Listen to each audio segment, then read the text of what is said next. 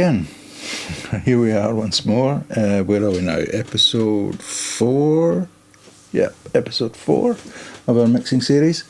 Going to start getting a little bit interesting. I'm going to introduce my drum compression, and then I'm going to introduce, before we go any further, the master bus compression that I'm going to use, because I want to, from now on in, want to start mixing into that master bus compression. Possibly a EQ as well, but I don't know, we might hold back on that, but we'll see. So first things first, we can have a quick blast of where we were from the last time. We had sorted out the snare. I have fiddled about with it now using my monitors, because as you can see on my headphones, I really can't hear.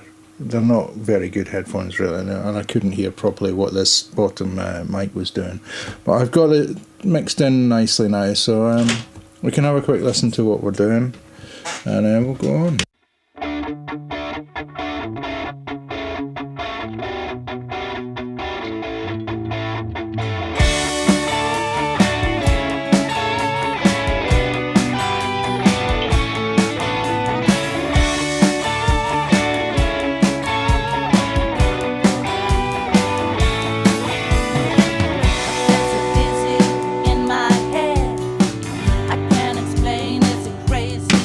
Okay, we've heard all this before, so we'll move along. As you can hear, the kit's cutting through, the snare's cutting through, the kick is there as well. A little bit flabby, but this is where we're going to sort it out now. Now, you've seen this before from me. I have a channel called My Kick and Snare Crush. I've taken it from Andrew Sheps, and I hold my hands up willingly to admit that I've copied his technique. And it just works for me. It works, you know. Not every time, but in this case I'm going to use it. There have been times where I might apply a little, if we've got a drummer that isn't very consistent, I might have to put some compression on some of the snare or the kick, depending on whatever. But this guy, I personally know the guy that did this, and he's a very consistent professional player, so I haven't had that problem. So what we're going to do,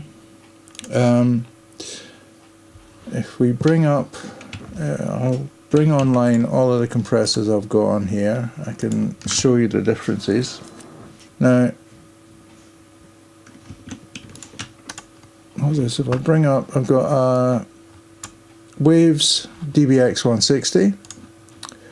I've got, no surprises, I have my, it's down here.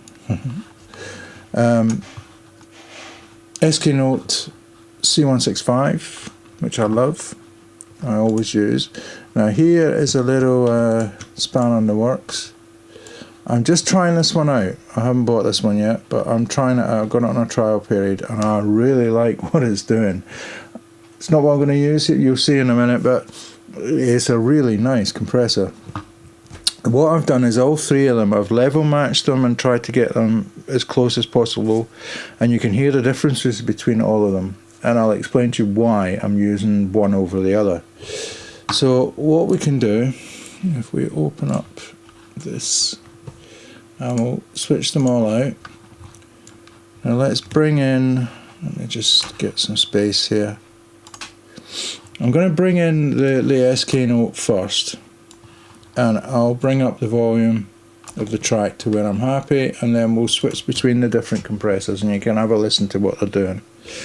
So if we go to let's play.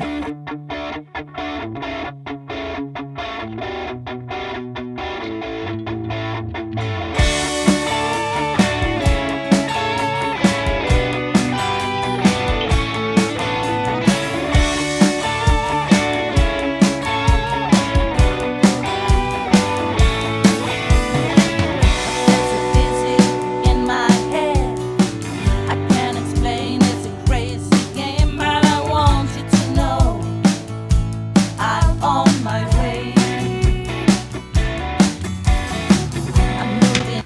Okay, so you can hear that just by doing that. I've got this compressor compressing at about 10 dB worth of compression. I've got it set so that it's only compressing while the kick and the snare hit. And how you usually do this, I haven't got the bleed to worry about in this case, but usually if you've got some bleed, you would set the compression, or the threshold, sorry, so that it was only compressing when the kick and snare hit and not with any of the bleeds in there. That's kind of the whole point of it, okay? So if you have got bleed and you're using the other tracks that I've got, and you've got some bleed, make sure that this is only kicking in and you get hitting the above light only when that kick and snare is hitting, and not when any of the bleed's coming in, okay?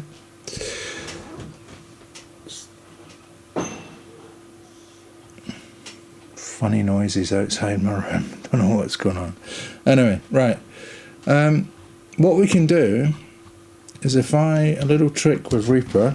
If I select this U73B from PSP Audio, what we can do is, if you have both of them selected in here, if I hit Control B, I can flick between them, as you can see there. Okay, if you look up here, I can flick between both of them and try them out.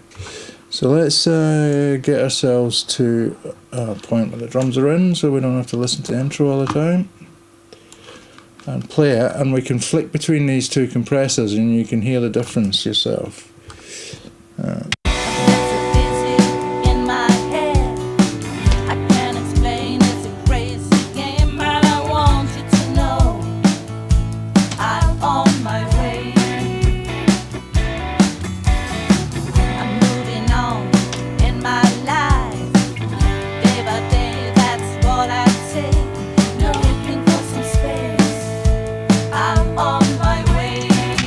It's really subtle, but what I can hear on my headphones, I heard it more on my speakers, but is if you listen to the snare, when this one's in, it's more of the stick sound, it's more of that kind of mid-range of the snare that comes through, whereas when the 165's in, it's given me much more of the high end, the snare that's at the end of it, you know. So it's kind of like, it depends what you want. One more quick listen to it and I'll flick between them and you can see what I mean.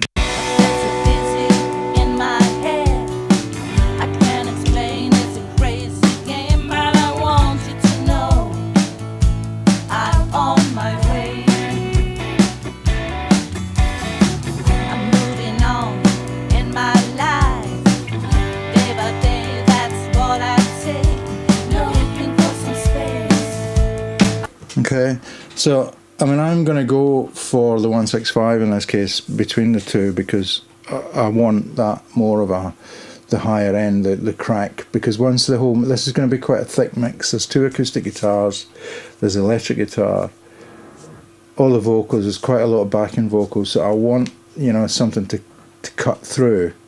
But let's have a little comparison between the two DBXs, see what that does.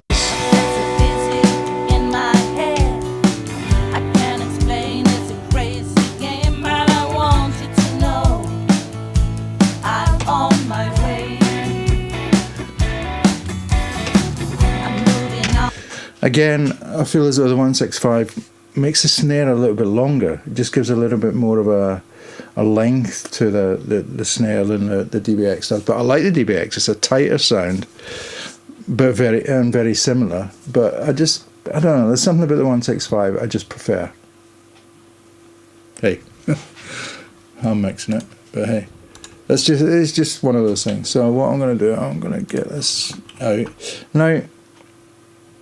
If I was at work in the studio that I work in, we have the McDSP Ultimate compressor thing that you can, I think there's 6 or 7 compressors in there you can set, and I can flick between them and find what one I prefer. I don't have it at home here. I'm trying to wangle it so that I can have it at home.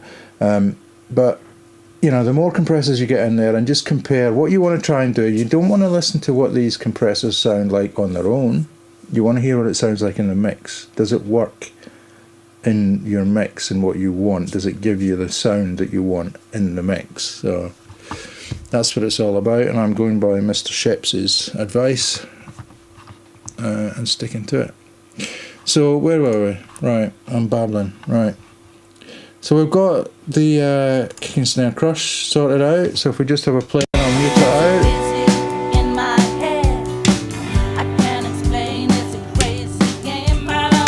Pretty obvious what it's doing. Next up is the drum distortion, or drum bus New York compression, as I've called it, very fancily. So basically what I've done is I've sent my tom group and my overhead group. If you had any room mics or anything, you would send them to this as well. So everything in your drum kit except the kick and snare, okay, goes into this. Now on here I've got one of my favourite compressors. I've got the old SK Note Disto. And in this case I am actually boosting at, what am I boosting at? 10k and 100 Hertz, quite a lot, okay? It's a trick you can use when you're using sidechain compression. I mean, I haven't done it on the kick and snare crush because to me it's not parallel compression. To me that's the kick and snare's compression, if you know what I mean. I'm not using it as a kind of afterthought and compressing the kick and snare on their own and then sending it to this. This is the kick and snare's compression. Whereas with the overheads and the toms, etc., you know, I've got a little bit more scope, shall we say. So if we play it, and I'll just slowly bring it in, and we can see what it's doing.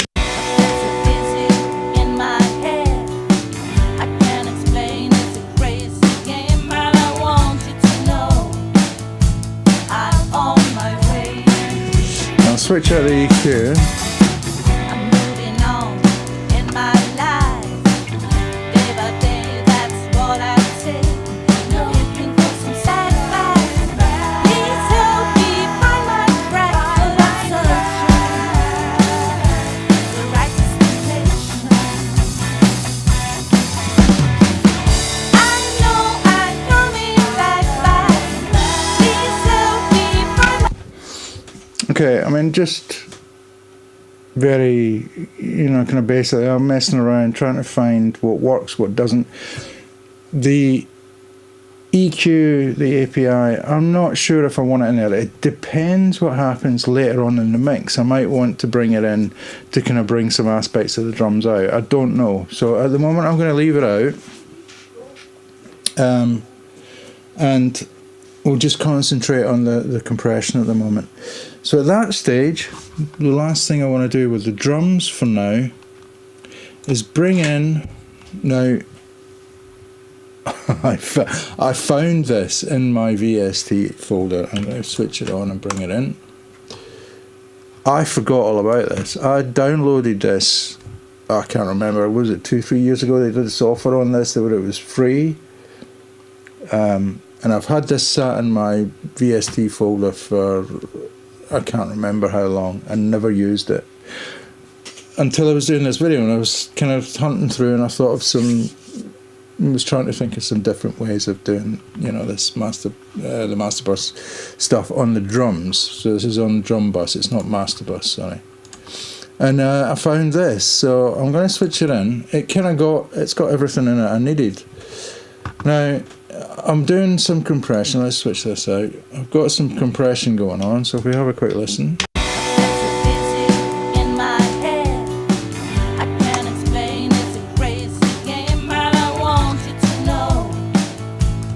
It's only a couple of dBs worth. I'm just trying to control some of the. There was some bits that I didn't like. I mean, I have not got it very fast. I'm letting the transients through. It was some of the tails. And there was a frequency in there that I didn't like too much. It's mainly in the snare. If we ever listen to it, I'll boost it.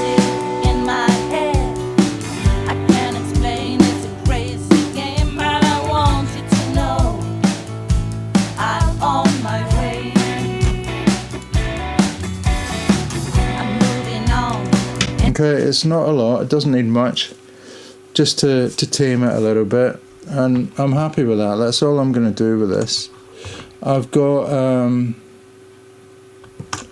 L2 limiter on here, and it's just doing nothing. It's just at 0 dB, just to keep any unwanted peaks hitting over. I think we're going over by +1 there, but once I get this mixed properly, we should only be hitting -6. So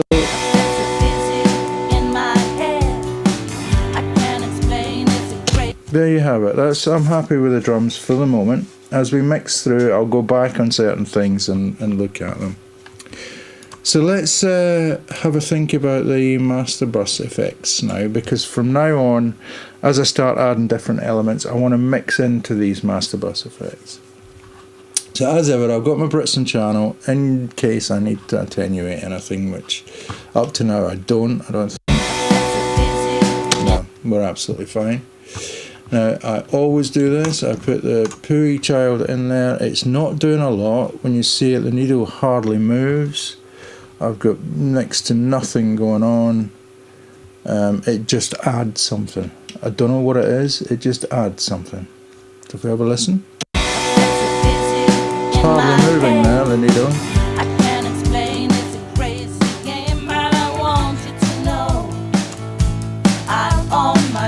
The bass becomes fuller, the mid-range clearer,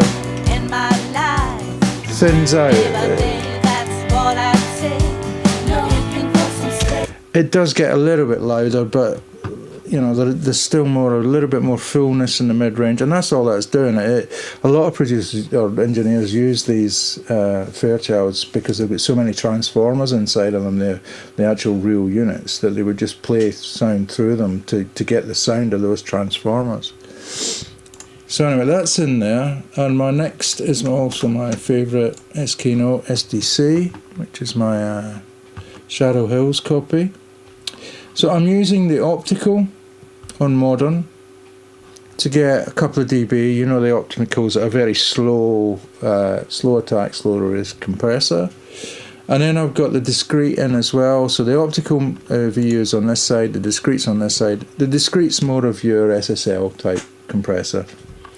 So I'm just catching some of that, the slower transit, the slower stuff that's going on, and then this is the SSL's catching the quick transient peak. So if we have a listen, we'll have a listen with it in, and I'll drop it out.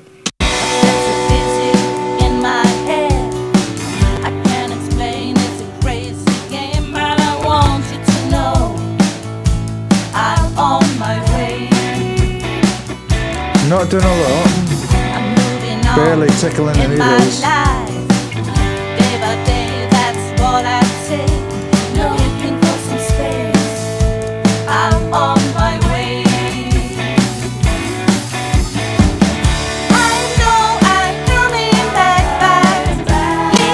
Okay, and that's all that's doing. It's just bringing some of that mid-range up again,